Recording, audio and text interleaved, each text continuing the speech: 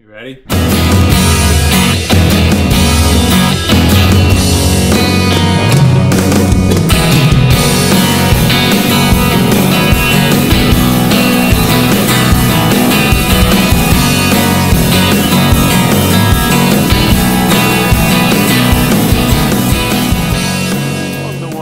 I'm your host, Brian Erickson. Each week, we bring in two new guests. We sit them down on this big old couch, and we try to figure out why they do what they do. And this week is no exception.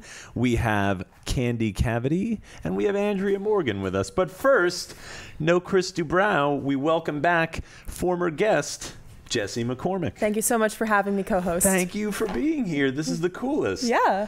Yeah. Sorry, Dennis Dubrow, Chris's dad. You failed the audition. So now that's me. it. Jesse's got it. But, you know, I feel like Chris has that acting experience. You have the acting experience. So it's like the resume kind of. Yeah. We have the same kind of yeah, and you're demeanor. A lot more pleasant to deal with. Oh, thank you. Just, you know, day to day. Stop it. And, you know, the week leading up in the, you know, the production meeting and with all the interns and stuff. Chris is really not so nice no, to them. But you've been great. Thank you. So how was your weekend? My weekend has been good. I've actually been writing a little bit. Yeah. I have some new stuff coming out soon. Like songs, scripts? Yeah. Like what? Songs, music. Yeah? Yeah. Oh my God, I can't wait. This is great too because we just booked a show for you at the Asbury Hotel at the end of November. So we're gonna hear that's kind of far off, but are we gonna get to hear some of that stuff? You'll hear all of it. Cool. And how was God Forgive These Bastards? Amazing. This is great. We get to follow up not that far after. I know, it's exciting. How'd that go? It went amazingly well. Like it was full house almost every night. Last show, the writer of the original album and book came to Philadelphia from New Orleans with his partner, with his parents, with another one of the original band members. Oh, get out of here. And he ended up live streaming it on his phone, and over 1,000 people saw it. So overall 1,500 people saw the show. So has anybody, is that it? Or did anything come from that increased exposure? Did you guys get any extra, did you get that phone call from Lin-Manuel Miranda or something like that? If I did, I would not be sitting here alive. Okay. But the, no, we've got a lot of new fans of the company. We have a couple new patrons on our Patreon. That's great. That's important. Yeah. And, keep that money going, right? Rob gave a few of us his phone number, invited us to stay on his farm. That was exciting. In New Orleans? In New Orleans. Have you been? No. Before? Because sadly, flying is a little out of the question right now. Well, yeah. Why is that? Because you've got this broken leg right here. Yeah. You don't want to see what happened to Chris Dubrow. That's all I'm saying. All right.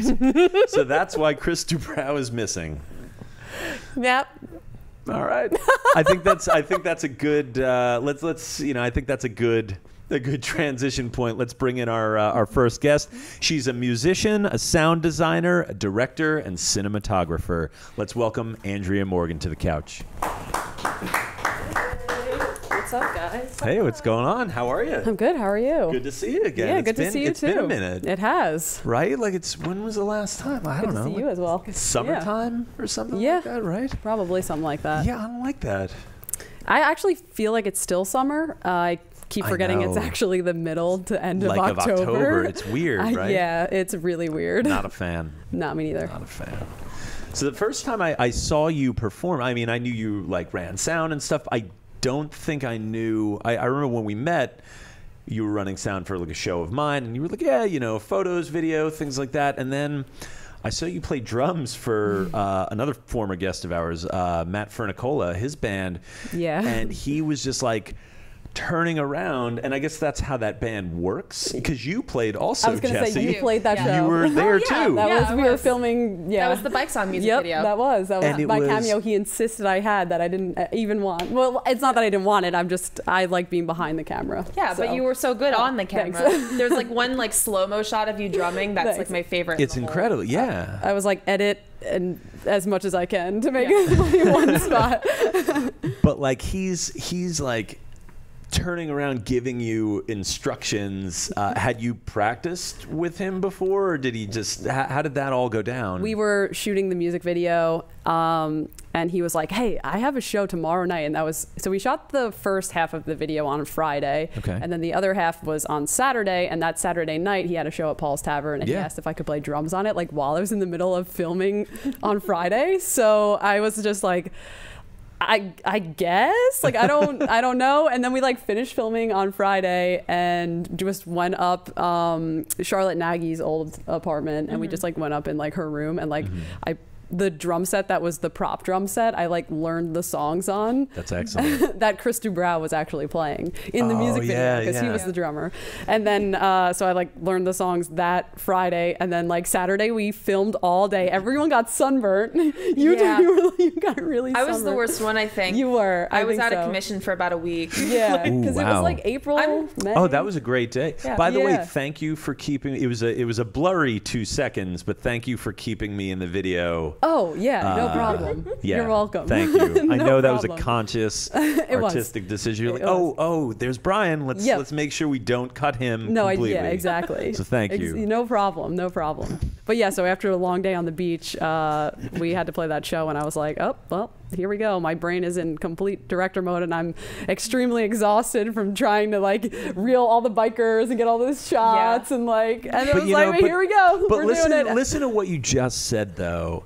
After a day on the beach, it was like, well, let's go play this show. Like, if life could be that great, like, oh yeah, day on the beach, like, do a really, really good music video. That thing turned out great. Well, Matt is the one that got that shot for Paul's Tavern. He was the one who was the camera operator. Oh, I was playing drums because I wasn't. Well, I can't hold the obviously. camera, so Matt was able to catch those cameos. But I mean. But I mean, what a great. I remember that, 'cause I opened for Fern that day too, that night was awesome. at the show, and that was like, but what a great day that was. It was. Like, it was a sunburn really fun notwithstanding. Day. Yeah, that was awesome. It was great. I probably made a decent amount of mistakes, but we all had fun, and I think that's all that who doesn't, matters. right? Exactly, and the Yeah. video really conveys that too. Awesome. So let's take it back. Like, what got you into music in the first place? My dad plays guitar. Oh yeah. So I, as like a young kid, I kind of grew up around it. He loves Led Zeppelin, and he loves to sit on the couch and just play like leads. Oh, that's good. Did he like ever have a go at it, or was he just a guy who had a guitar and that was it? Like, I think he was more of a hobbyist, but he had like a lot of friends, and he's from Staten Island that like had a go at it. I think he knew like one of the dude's cousins in the Ramones, that kind of thing, and one of the dude's cousins. I mean, one of the dudes in the Ramones cousins. Sorry. Okay. No. I'm just trying to be like, so some one of the dude Ramones in the Ramones, cousins, like he like knew my some dad, guy like jammed who was around. cousins with one of So I think like his, he jammed with like a bunch of musicians, but I think they maybe had a little more of a go, and he was more of a hobbyist. But still, though, that's important. Like, do you play other instruments? Do you play guitar at all? Yeah. Like, did you pick that up? I did. I learned guitar before I learned drums. So wow. He so taught me. How old were you at that point? I was like 9 or 10, and then I took formal drum lessons at like age 11. Wow. Formal at like Bayshore Music Center in Middletown. No, I mean, that's Chris something, Russo though. taught me everything I know, if you know him. Yeah. That's awesome. Yeah, he's the homie. So I was gonna ask too, like, I was like, we're obviously the answer is already yes, because it's like I find drums and violin are the two very divisive instruments for kids.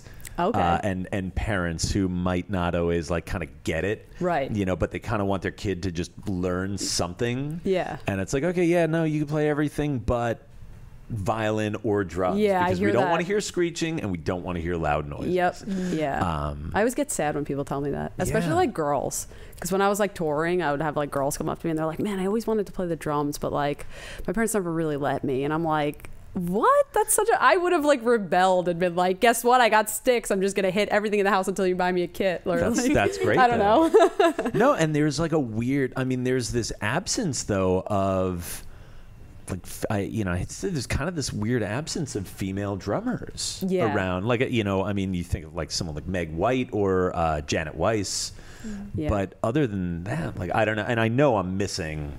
I think it's getting bigger. I hope so. Thanks to the internet and Instagram and social media, obviously. Yeah. Like, I follow a ton of like female drumming accounts, Tom Tom Magazine. And so I see a lot of it now where I'm like, this is awesome. Like, it doesn't feel like that at all but that's because that's what my feed is. No, but that's good though. Yeah. And that should be, I feel like that should be more people. Like, totally. Because you think about that too, like a sort of institution, like a Rolling Stone will come out with a list, right? And there's 100 people, and there's like 2 women. It's like, come on, guys, like, you can't be kidding me. There's got to be more out there, and there's just a sort of like tone deafness to it. Yeah. So that's great. Like, I would love to like find out who's out there, who's like kind of the next big like, totally person. So we'll talk after. Right? Yeah, definitely. So you play in a band called Can't Swim. Yeah. And that's... prior. I don't actually play with them anymore. Oh, yeah, okay, we like split in June. Oh, wow. Yeah. So that's... Okay. So my information's not like, it's not... We don't have to fire any interns this week. No, you're fine. It's still fairly recent. Yeah. But okay, so you played in Can't Swim, and that's like a pretty big... They're like kind of a big deal.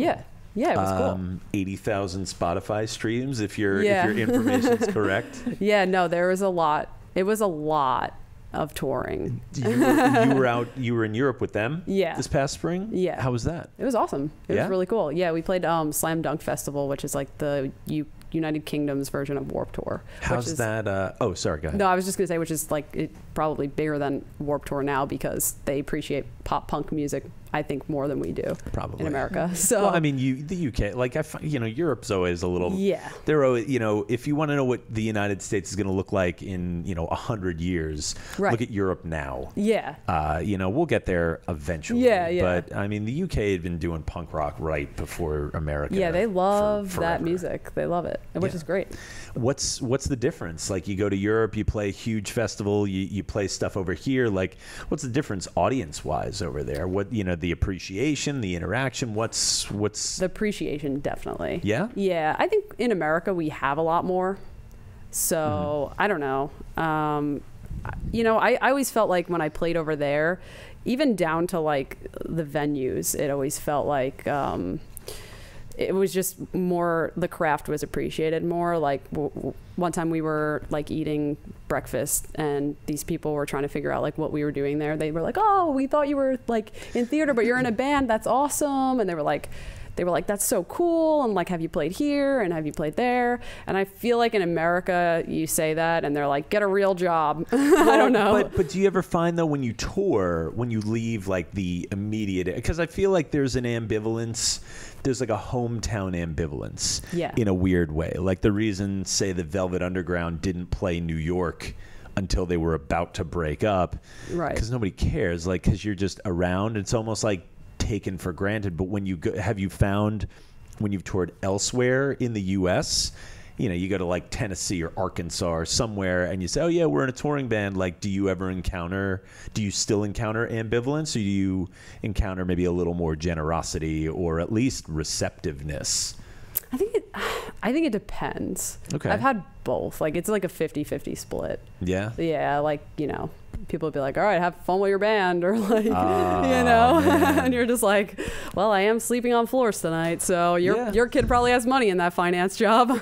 I don't know where I'm sleeping tonight. So sure. Yeah. But you know what their kid doesn't get to do? Have a freaking awesome day on the beach and then go play a show.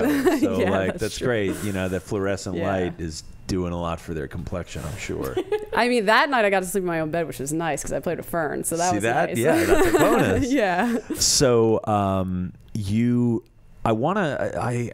read something you posted on Instagram that you said as a drummer, you don't just try to create a beat, but you create a song idea with the beat.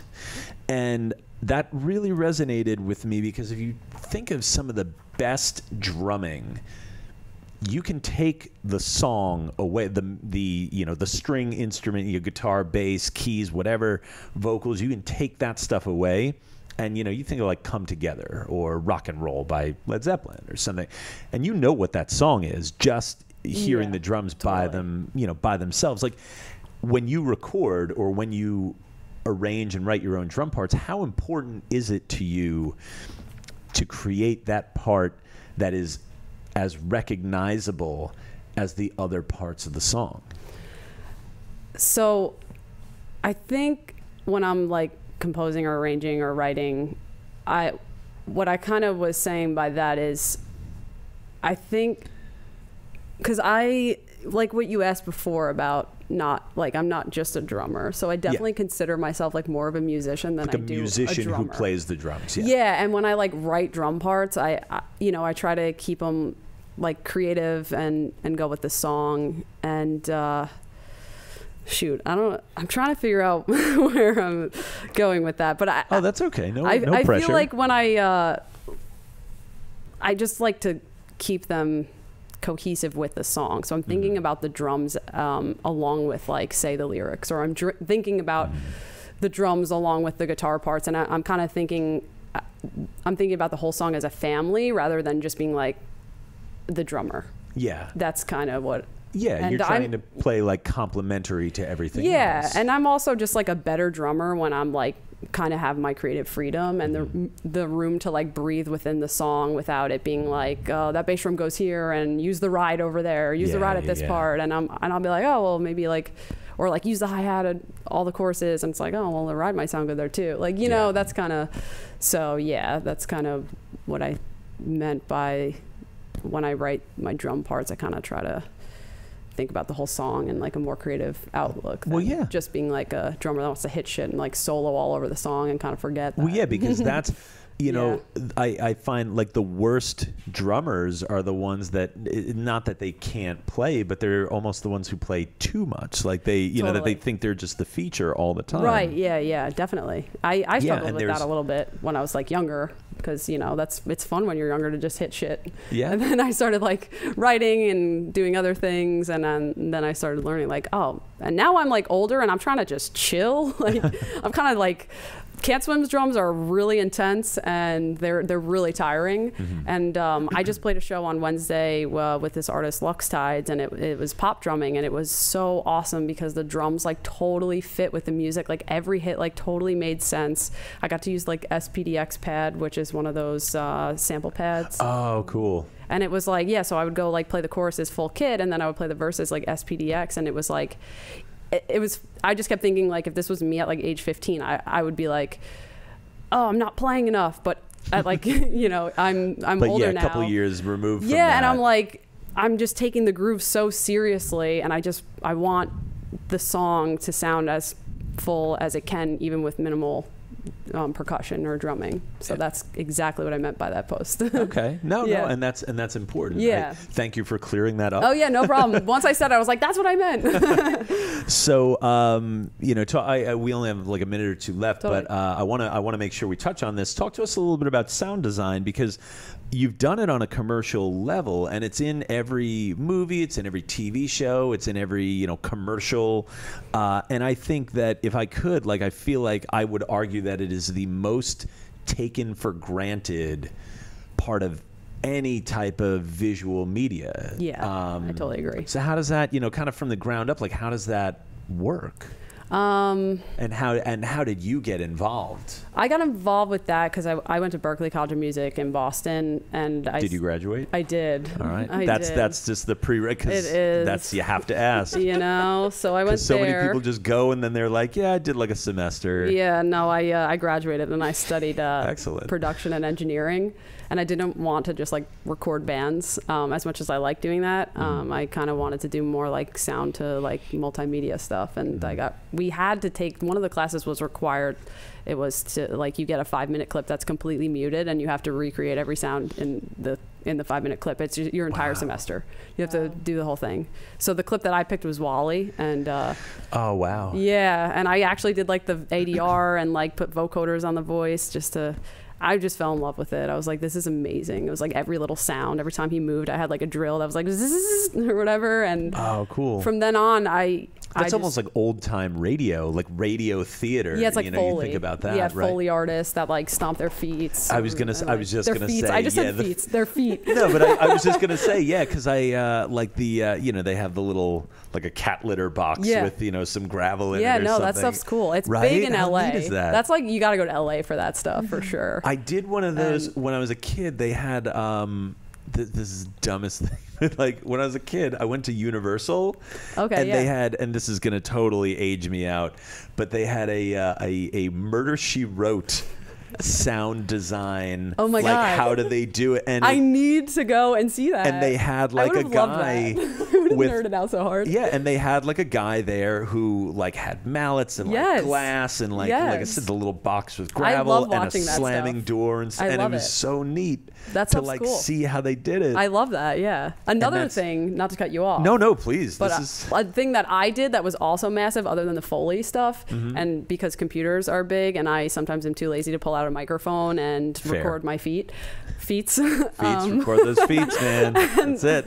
What I do is like I have a big sample pack library, so I'll take like sounds that I already have in the samples, and then I'll just like via the computer use massive amounts of plugins to change like the distortion, the EQ, and just like completely warp these sounds to like design a new sound.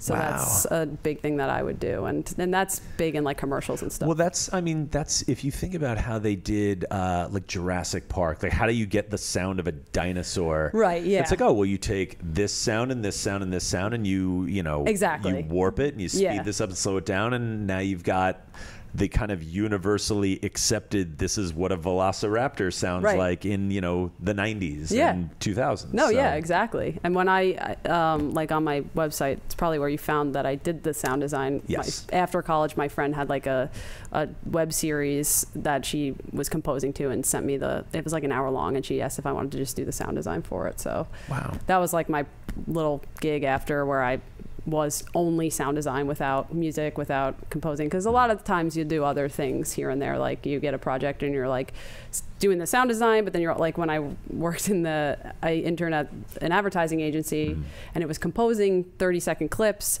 and you're the composer, but like you're going to throw in the sound design as well, because that's how you're going to present your project. You're going to probably do both to like really show them that like your clip is the one that you want the advertising agency to pick. So of course. So you're going to do both. Right? Yeah. Right. Yeah. And then that one project that I had where I was like only doing sound design. So that was cool. Cool. So, yeah. All right. I have one more question for you. We got about 30 seconds left. I'll try to answer it fast. What's something you wish you could do that you currently can't do? Oh, wow. Oh, my gosh. Oh, my God. 30 seconds. Something that I wish I could do that I currently can't do. I can't. I mean, it's not, they're not going to like cut the mic at 30 seconds. So, Matt's shoot. like, I don't know. The spring in your seat goes off. I just hit the ceiling. All right, 10 seconds, guys. No. Oh, shoot. I mean, in the art world, I kind of wish that I could do like animation and more graphic design. Okay. That would be cool in like the art world. And then like in like the whole world, I wish I could like make money. I don't know. Wouldn't that be nice? Like lately, I don't know. American dream. Well, our director Matt has your check waiting for you at the desk. That was like totally a joke. But yeah, so I don't know. Animation's cool to me. So yeah, I was like cartoon stuff would be awesome. Excellent. Yeah. Andrea Morgan, this has really been great. Yeah, you've got a website, AndreaMorganCreative.com. People can check out your work. Thank you. Thanks. Thank you so much. Yeah, thank you so much. This has really been a pleasure. No, you guys are awesome. Thank you. Andrea Morgan, everybody. Thanks. Am I right here? Yep. This week's episode of OneMore is brought to you by the Asbury Park Music Foundation. Asbury Park Music Foundation raises money to support youth music programs throughout Asbury Park that provide lasting skills, self-confidence, and life-changing experiences for underserved kids in our community. This includes funding for the Hip Hop Institute at the Boys and Girls Club of Monmouth, in-school music programs at Hope Academy, and scholarships for kids to attend the Lake House Music Academy.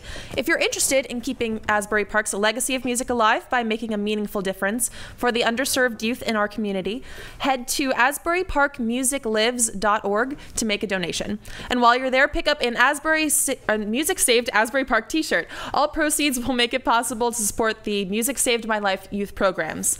And OneMore is also sponsored by You Don't Know Jersey. Founded in 2010 by Alice and Ed Maziak. Nailed it. No. Dubrow still can't say it. You got it on one. You're hired. That's it. You're hired. Dubrow can't say it. What? Do you want a job? Are you offering a job? Not yet. Got it. We'll talk after. Awesome. You Don't Know Jersey Chris, has been you're fired. covering all of the best music, food, sports, art, and cultural events that the Garden State has to offer for nearly a decade. Hey, Liam, have you ever wondered which Irish-themed watering hole serves up the creamiest cream chip beef in all of Cumberland County? Of course you have. Hey, Matt, I was looking through your day planner and I noticed you had exotic dancing lessons marked down on your to-do list. Yeah. Wouldn't you rather skip all the guessing and just know who the best exotic dance instructor is in the entire... Of course you would. So whether you're in High Point, Cape May, or anywhere in between, check out youdon'tknowjersey.com for all the latest. You don't know Jersey, but we sure do. All right. Let's bring him out. Candace, Nikki, Alex, and Sydney. Candy Cavity. Oh, Jesse, you want to... Yeah. Here, I'm going to give you guys some room. give them a little bit of extra room. Hello. Welcome. Thank How is you. everybody? Good. All right. Yeah, everybody's got to get comfortable. Make sure we have enough room in here. Oh yeah, no. That's you can move some pillows around, do what you have to. Everything's I'm way too everything's short for cool. this. You should have seen like our old couch was like a third this size. We could barely fit one person on the You old guys all couch. have these lighting in here. My glasses are so fogged up I didn't even notice. There you go. Right. That's you're welcome. Yeah, good thing we got this technology today. I know. It's we do the best we can with what we have. Exactly. So, all right. So Candace, welcome to the show. I saw your former band, Girl, probably like a year and a half, 2 years ago, I think. About a year ago, I think was our last show at Bond Street. Okay, so probably like 2 years ago. Then I'm trying to it was 2016 Okay. was when I saw you guys, and I remember seeing you perform. And I'm like, that's like how you front a band. Like you had, just kind of obviously the songs were there, the energy, clearly like the rock and roll, like look, everything, take it. Everything was there. No, it was great. And I want to ask like, what attracts you to the sort of visual aesthetic of rock and roll? Well, I don't know. I think that I just like it should be like visually good and sound good at the same time, like Kiss, Yeah. Like I don't know, not exactly like Kiss, obviously, Well, but yeah, I know what you like mean, though. real performers that look like a band, like they walk into somewhere and you can tell. Yeah. Well, I mean, this even is what they do. Yeah, I mean, Andrea mentioned the Ramones too. During, I mean, like when the Ramones walk Yeah. into the room, you're like, oh yeah, Yeah, they're they had in a a look. band. Like Yeah. that's T-Rex, But David it's not, Bowie. Like, it's not about, like I wouldn't ever go to my bandmates like, oh, you got to wear some eyeliner or, anything, no? no, it's not like that. It's Nick, like, you're no, not just gonna like, dye your hair yeah. like purple.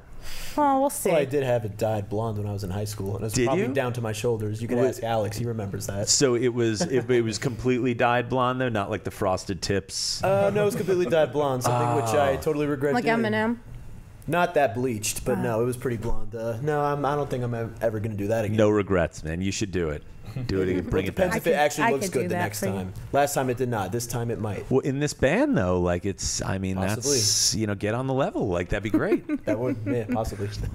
So One piece. what's that? Just one piece. Get one. Yeah. Get Get like the one. Get your streak. feet Yeah, wet. look like Rogue from X-Men. That'd be perfect, right? And then you can't you got to wear those gloves. Yeah, make sure I can't touch anybody. Yeah, no, because then that's it. That's It's it, just yeah. donezo, and then you'll have to find another guitarist. One superpower I wish I would never have. Yeah, When people ask you what superhero do you want to be, no one's going to say Rogue. nobody's gonna say Rogue. So can I ask what were some of your favorite artists growing up? I mean, I've always loved Blondie, Debbie Harry, Okay, yeah, I can totally see that. Stevie Nicks. Like I'm going to sound like course. every girl. No, but I mean, that's like saying, that's like Mount Rushmore right there. Exactly. That's great though. Yeah. And, I love Shirley Manson from Garbage. Garbage, yeah, of course. And Alanis Morissette. even Jewel and I can listen to stuff like Carole King and Joni Mitchell. Like they're all like people that kind of pieced something together, you know. But Gem and the Holograms was big for me. Oh my God, really? I feel like it's shaped who I am. I used to watch Gem and the Holograms. What was her? Oh man. What was her real name? No. I'm trying to think of what the guy's name was. The purple was it? The manager boyfriend, Rio. Oh, sorry, I didn't know. Oh man. What else do you want to know about Gem and the Holograms? No, I was going to say, I feel like I would have, I'd like to think I would have gotten it eventually. Rio. Yeah, he was man, cool. I remember Rio, yeah. So he was saving the day. Wasn't there another guy like Riot or something like that, too? Like he had like curly blonde yeah, hair. he was there I think sometimes. he was there. Yeah. All right. My memory is not completely failing me on Gem. There was a lot of cool characters on that show, and they all had were cool great. looks, you know? Yeah. Oh, that's so cool. Finally, somebody else that knows Gem and the Holograms. Yeah. So when did you start playing guitar? Well, I started a little bit when I was like 9, and then I kind of complained. I was like, my fingers hurt. I don't really want to do this. And then around like 13, I got more serious and then continuously took lessons for years and years and started writing and all that.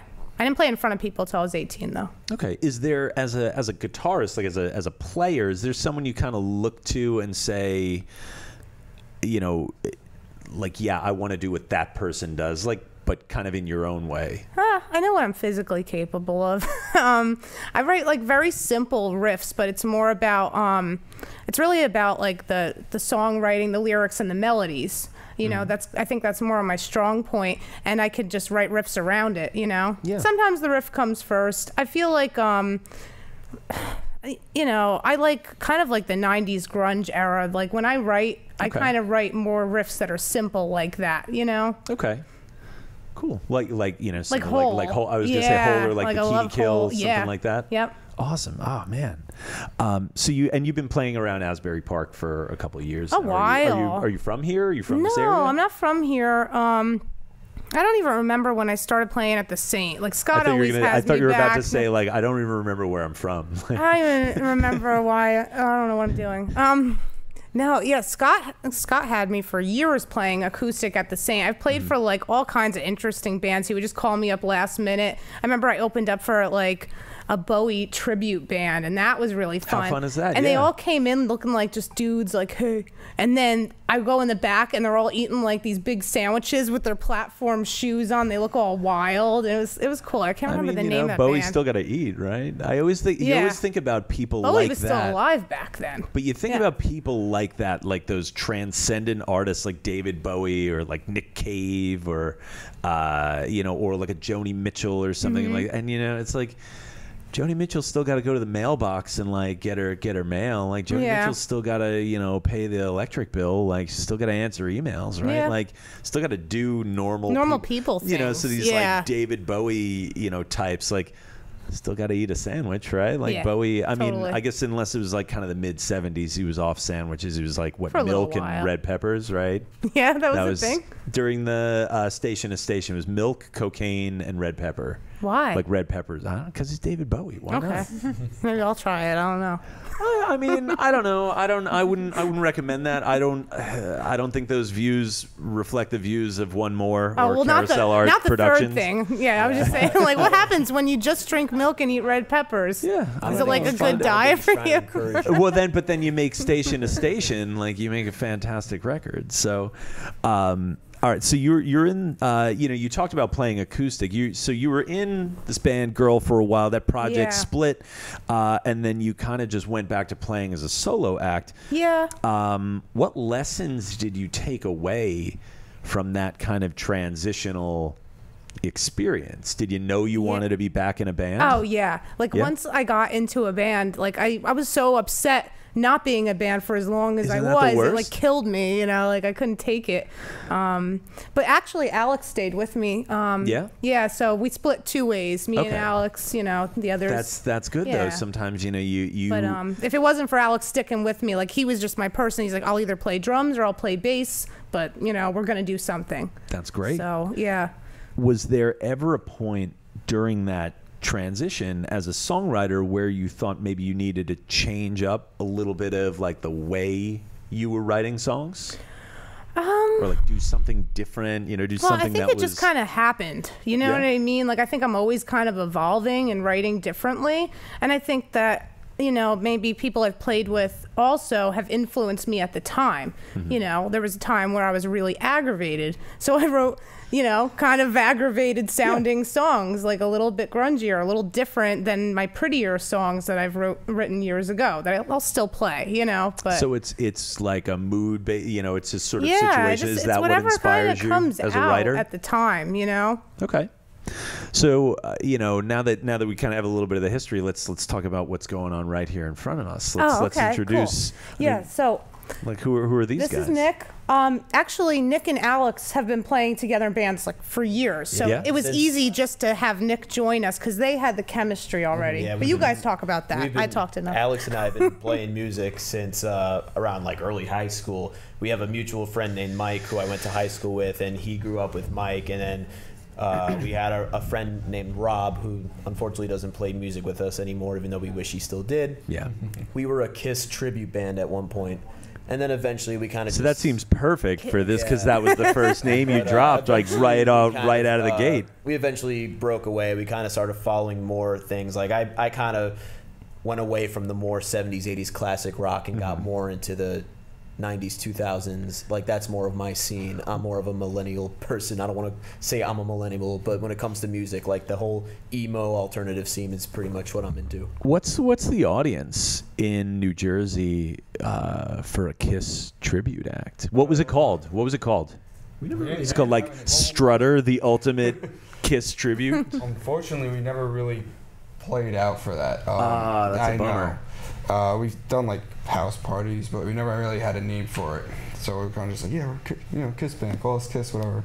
But call us Kiss, sure, because Gene Simmons will just look at that and be like, "Hey, that's fine. I don't need to monetize this in any way at all." No, right? Like he's totally just a generous every guy. Other Kiss tribute band that's out there probably has the word Kiss in it. Like there's a band called Kiss Nation. There's a Kiss tribute band called Kiss My Ass. Like, I was gonna say, you know what you should do? Yeah. You should be like, here, let's see if anybody gets this reference. If you be Kiss My Anthea. Yeah. Yeah. Role Models. Yep. Yeah. Great movie. Great movie. Paul Yeah. Rudd. Now on Netflix. There you go. But so how did this? So basically, you guys stuck together. Alex, you brought Nick essentially with you. Now Sydney's been pretty quiet, even though she's got the microphone in front of her. Like I'm always a pretty quiet person. I go to school for sign language, so. Really? Oh yeah, you should Yeah. have her sign some things. It's pretty cool. I mean, Podcast. what's that? That'd be interesting on a podcast. Where Well, I it's mean, all it'd vocals. be terrible if this was just an audio podcast. It's like, that'd be kind of funny though if it was just audio only. And it's like, oh yeah, can you sign a few? Can you show us some ASL? Yeah, and then we'll just have to say, oh, and that then looked it's just really you just cool. get that like Dead silence. just that dead quiet. And it's like, oh yeah, no, she's doing it, guys. Like, just believe me. Just believe me. She's saying everything I'm saying right now, just with her hands. So, But so how did you get involved here? What We brought just you met into a couple of weeks ago, actually. Yeah. Yeah. Oh, welcome aboard. Our I guess, friend right? Raph, he just started this new band VX, right? Mm-hmm. So we went to go see his new project, and we had just let our other drummer go for just wasn't working. He was cool, but so yeah, we just happened to meet her like the next night, and then she came, and now she's been hanging out with us and coming to everything, and it's going good. That's great. Yeah. they seem to like me, so. Yeah, we like her. We like her a lot. How exciting is it to start something new and to want to show people what you've got, Oh, I but can't, also wait. Yeah. to have to try and maintain that control and be like, no, we can't play out every single night, or we can't, it's like, because you gotta put songs together. Shows, you gotta, we have to get the right set together. I don't want to just play for the heck of it. Like, But I want to how do you come out keep and that- present something, you Yeah. know? And you want to present like a performance, not just performance. here's four people Yeah. playing music. It's like here's a well rehearsed performance. Like, Exactly. How do you keep that balance between just being so excited to say, yeah, we've got the right group together, we want to show people this, and but we want to show people this the right way. I think, sorry to interrupt, I think what makes us good on stage like that is we our own individuality, our own different tastes, our own favorite bands, our own. I mean, obviously, music and fashion go hand in hand in some ways, but like we all have like different fashion trends. We all have different musical interests.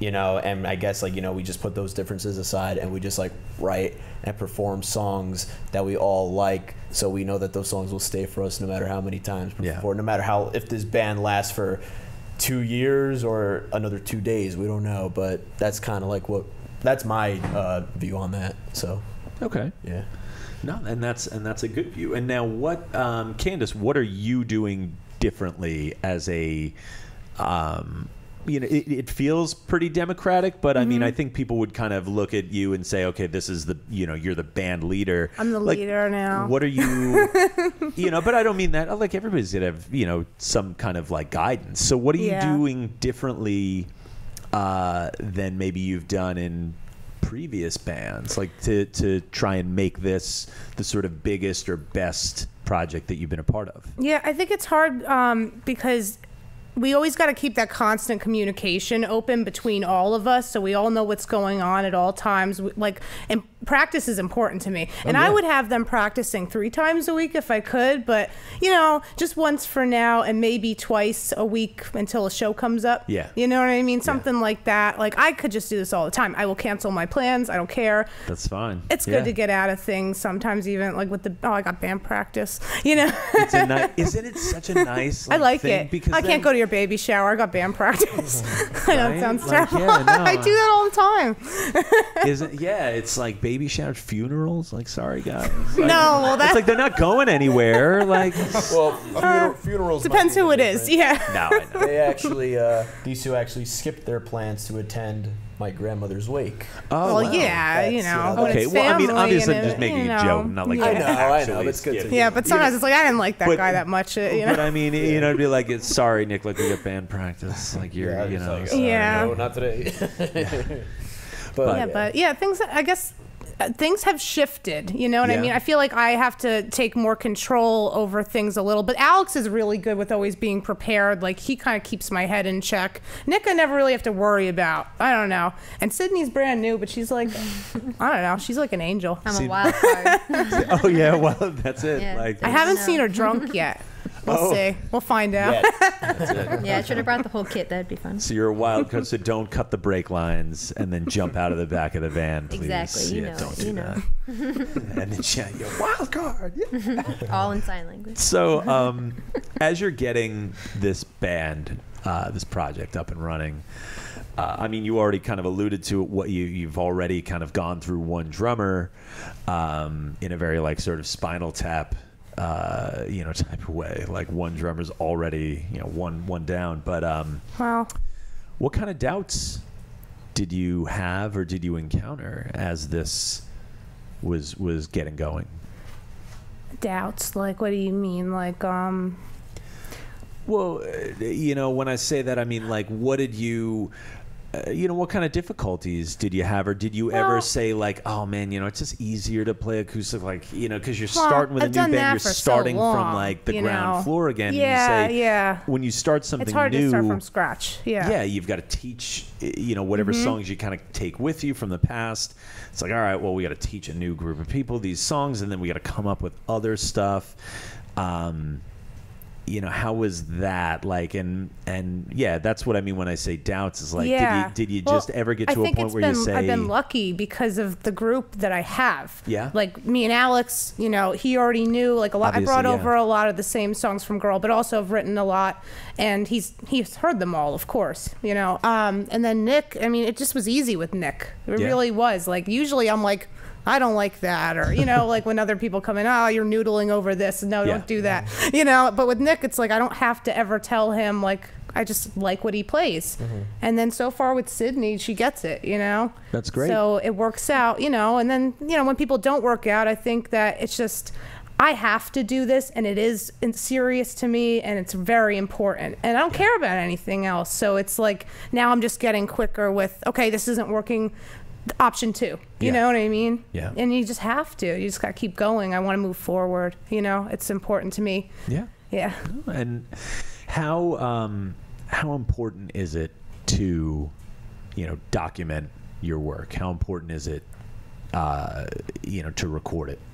Like, how important is it that we're you have doing a that record? right now, actually, and I'm like really excited because we came out with a little demo with Girl, just a little 3-song demo, and actually I burned all the CDs and I just like wrote on them and whatever, kissed all of them. So this time I want to do something a little more professional. We're doing 6 songs, an EP. Okay. I don't know what the art's gonna look like. We'll see, but it's happening soon. One thing at a time. Yeah. How far along is that process? It's coming along. We're in the ending stages of it, just kind of tweaking little things, and it's being mixed. So I'm really happy about that. Tony Appleseed. I do. Accidental Seabirds. Yeah, Anthony. So he's doing it. That's great. And I've been wondering what they're like up to. I know Jesse's playing solo this week. So and he just moved his studio, Ant Farm. So we're like the first ones in the new studio, and it's pretty cool. Yeah. Excellent. And you've got a show coming up, Oh, right? yeah. Later this month, right? Yep. Is it like a Halloween It's show? gonna be right? so wear a costume if Okay. you're coming. Yeah, absolutely. But I got a We're wearing costume. costumes, too, So on tell stage. Yeah, don't our tell 'em what audience- you're gonna that's be. that's your next show, right? Come and see That us. is, that's our next show. So Yep. tell our audience about it Okay. as we kind of wrap things up. So we're playing at the Saint at home again. course. And we're playing with Black Magic Flower Power, Little Vicious, who I love, Oh, okay, yeah, Marguerite. and St. John the Apostles. And that's it, right? Wait, is there one more? That's it for the lineup. That's it for the line. And us. So it's going to be cool. Like, I'm really excited. Excellent. Date. Oh, yeah, what's of the the date? show. Oh, I What think is it's it? October Like 26th. it's the 26th, yeah. It's a Friday? It is a Friday. It's a Friday. I make sure that Yeah. every day. Excellent. Yeah, I take it day by day. Yeah. And sometimes Yeah. you have to. So I guess the last question for you is what's the goal with all this? If you guys get the phone call like tomorrow, you hitting the road, you doing this, for good. Like what's Oh, God, I would love to what's go on the what's the tour. goal here with this project? But, for now, just play more and play maybe some out-of-state shows. Like we were talking to Actually, I kinda Alex's just friends. booked one. Yeah, I know. Oh yeah. From people I used to play with, a guy was like, yeah, I want to get you down in the Philly area. And he gave me a date. So in December, we'll be playing in Pennsylvania. Oh, whereabouts? A place is called Tom and Jerry's. I can't tell you the town.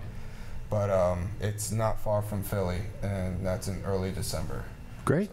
Well, onward and upward. I Congratulations. honestly just think for now, I think for a long time, we just want to keep it local because we all have our other things we got to worry about, like work, other things too. Like we love doing schoolwork. No, screw that. Nah, I'm ready. I don't know. I'll be ready when I am ready. But Well, yeah, and I find that sometimes certain opportunities will, create a sense of urgency. Yeah, I within gotta see, people. pick So the opportunity. I'm down that for just works doing best little with all of us. tours Yeah. at first, just like, do your take a trip weekenders, up do to your- yeah. Buffalo. We got friends there. Girls played there a couple times, You played Buffalo, yeah. Yeah, I love going there, and just so something like that, just to kind of branch out, little weekend, come back, start with that. And that's a good way to do it. Yeah. And we get to hear a couple of these couple of these songs in just a few minutes, right? All right. So Candy Cavity, thank you so much. Thank you. And Jesse's gonna give us the shows for the week. You guys are gonna get set up behind us. Okay. We're gonna hear some music Thank in a few you. minutes. All right. Sounds cool. good. Thanks so much. Thank you. You're comfortable? I'm already comfortable. Get up. All right, so we're gonna. Thanks. Yeah. Don't step on that. We're making sure my car keys. Christ. Thank you. That's Thank good. you. You good? Yeah, this should be fine. Jesse McCormick, everybody. Hi, everyone. These are your events for the week of October 15th. Monday, October 15th. Happy Mondays presents Chris Brown and Renee Maskin of the band Low Light, the Wonder Bar. It's happening right this minute, so go there and watch the show on your phone as you're texting and driving, getting to the Wonder Bar. Matt Smith says it's okay. Tuesday, October 16th, we have Neil Knapp, Genevieve, Gil Velasquez, and writers of such hits as Shake Your Bon Bon and Sex Type Thing, Dave Vargo, at Cafe Artiste in Ocean Grove, and that's at 7 p.m. We have Cat in Vegas, Stu Asbury, The Saint at 7:30 p.m. We have Jesse Lee Herdman, Extravision, and Brooks Strauss at the Downtown, and that's at 8. Hey, your name is also Jesse Lee. My name is also Jesse Lee. It's true. Right? Isn't that crazy? Isn't it crazy? I love it. Oh, It's. Jesse. We should start a band. Yeah. Oh my God, that would be incredible. Can you please? Yeah. Thank you. Okay, great. I have one more show for Tuesday. Mint 400 Records presents Free Indie Rock Tuesdays featuring Foxfires, A-Bird, and Pioneer the Eel. That's at Pet Shop, Jersey City at 8 p.m. Wednesday, October 17th, we have Terradente, Krista Brow, never heard of him, and Meg Berry at the Downtown at 8 p.m. And then we have Chris Fox of the band Ruby Bones, Kaylee D'Amato, and Christine Mitchell, the love of my life, at Asbury Hotel, and that's at 8 p.m. Thursday, October 18th, we have Ruby Bones, Ultra Major, and the Royan Arctic Institute and Jan Mower at Pianos in New York, and that's at 7 p.m. We've got Horace Souse, Ragged Lines, and Feeney at the Asbury Park Brewery at 7 p.m. Color Magic, Invoking the Power of the Rainbow, is presented by last week's guest Sarah Potter at Wild Eye in Red Bank, and that's at 7 p.m. We've got Added Color, The Idea Men, Aristocants, Ellis Wilkinson at the Saint at 7:30 p.m. The Project Matters presents a Halloween party and costume contest with the Foes of Fern, Taylor Tote, and Dan Amato and the Sun and Metal Gentlemen at the Downtown at 8 p.m. And we've got Zane thank you.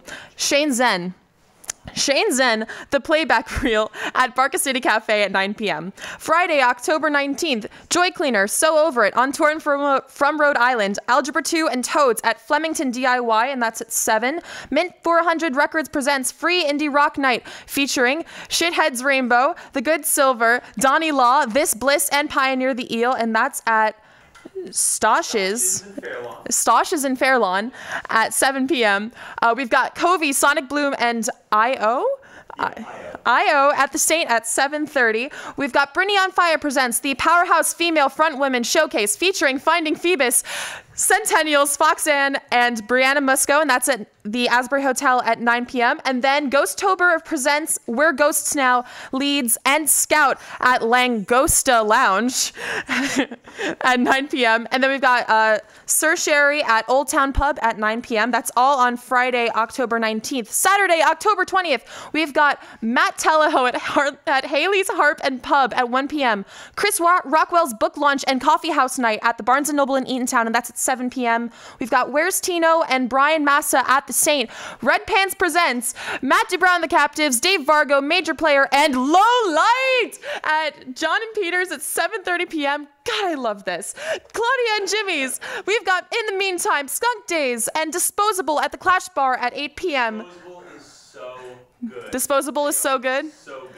Disposable is so good. You heard it here first, ladies and gents. Sunshine Spaz, Village Green, and Taylor Ray at the Chubby Pickle at 9 p.m. We've got the Anderson Council and Jenny Pilots at Krogs at 10 p.m. And then finally, Sunday, October 25th, I'm Glad It's You, Late Waves, Grayling, and Halogens at Christ Church in Shrewsbury at 6 p.m. Glad it's you, Jesse. What? Glad it's you. Shut. We are glad it's you. Oh my God, you're making me blush. We've got Matt DeBrown, the Captives, and Jeff Linden at the Blacksbox Society at Asbury Park Brewery at 7 p.m. And close out your weekend at the Scarlet Pub with a benefit show featuring Zucci, Sad Lips, Bad Blooms, Old Joy, and more. And this all starts at 8 p.m. And now, without further ado, please give it up for Candy Cavity!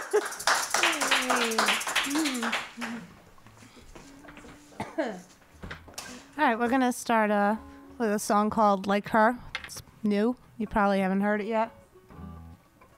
Starts with me.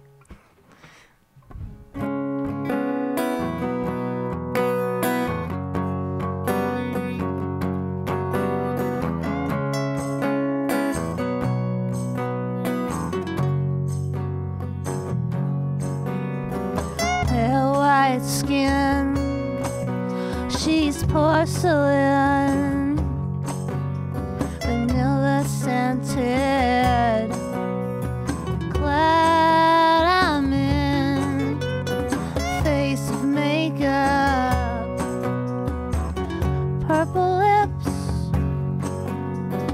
cherry cola, I watch her sipping, I just want to be like her, wear her clothes and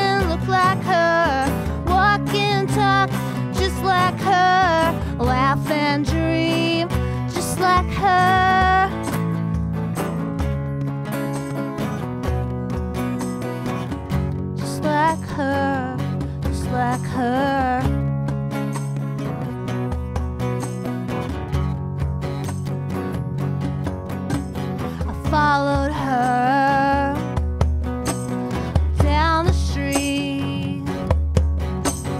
Kind of girl I'd like to meet, because I wanna know you.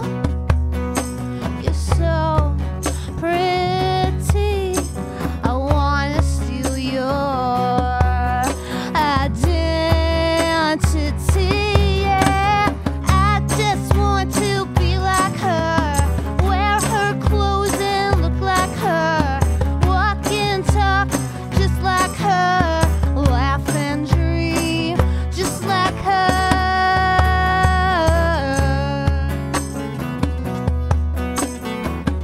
Just like her, just like her. I wanna be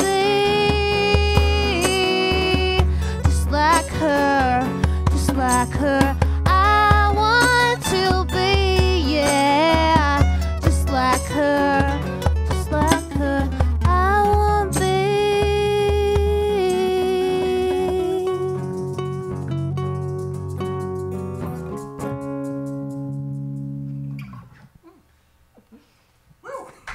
Thank you. Alright, might remember this one. This one's called I Really Want to Drink.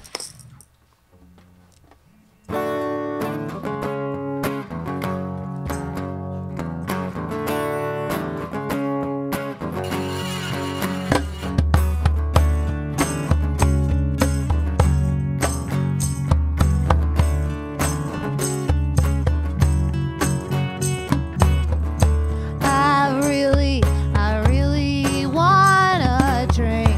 Can you put it in a fancy cup for me? I'm dancing with a girl and she's sleazy. I don't care because she goes down easy. Ooh, ooh, ooh. I really wanna drink. Ooh, ooh, ooh. Hey, hey, hey. Ooh, ooh, ooh. I really wanna drink. Hey, hey, hey.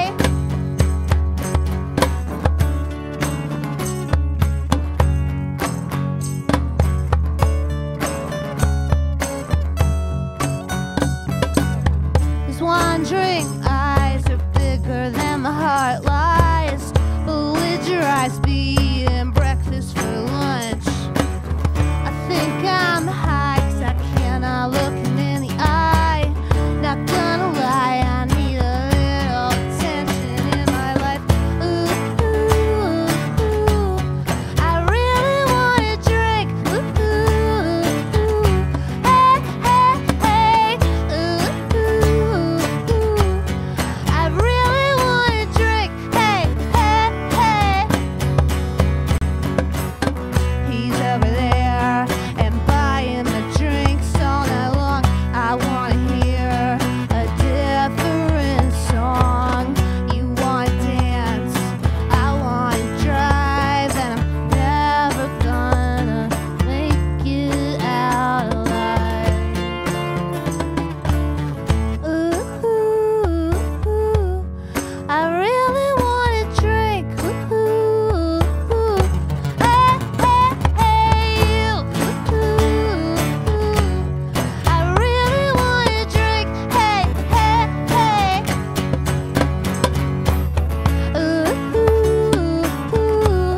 I really wanna drink. Ooh, ooh. Hey, you.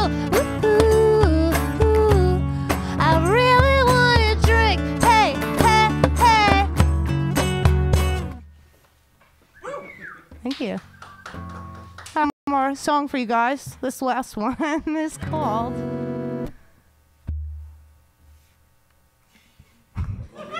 I want you to say it. Now I'm embarrassed because everyone's staring at me. All right. Oh, okay, fine. All right, this last song's called Fuckboy. It's brand new. And it gets worse. Yep.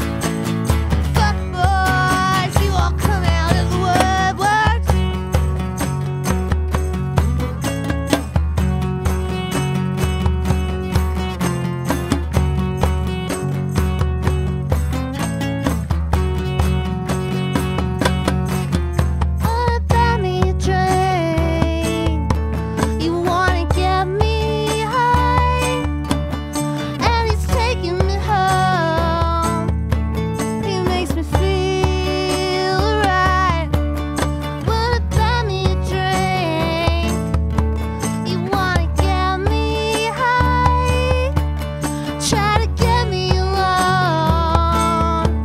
It makes me feel just fine.